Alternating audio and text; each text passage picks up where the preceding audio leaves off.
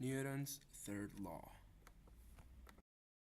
It says that for every action there's an equal and opposite reaction. The statement means that in every interaction there is a pair of forces acting on the two interacting objects. The force on the first object is the same as on the second one.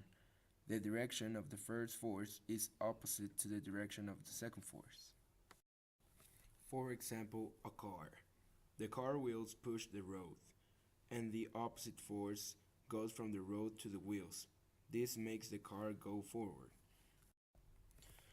To demonstrate this law, we decided to choose a place with frictionless. We picked the ice rink. With a place with frictionless, we will be able to see both forces without friction acting on them. First, two girls will create a force against them.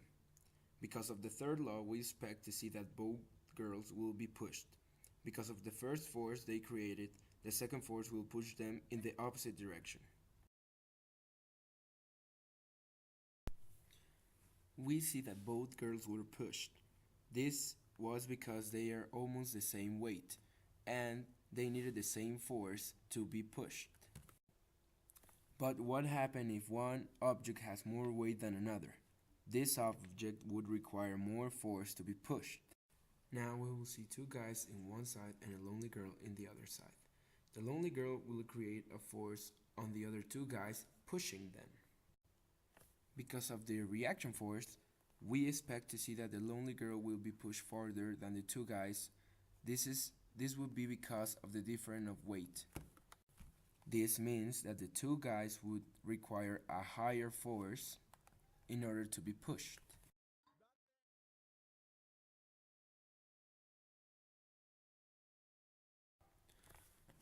The two guys and the lonely girl had the same force applied on them, but the lonely girl was pushed farther because she didn't require a lot of force to be pushed.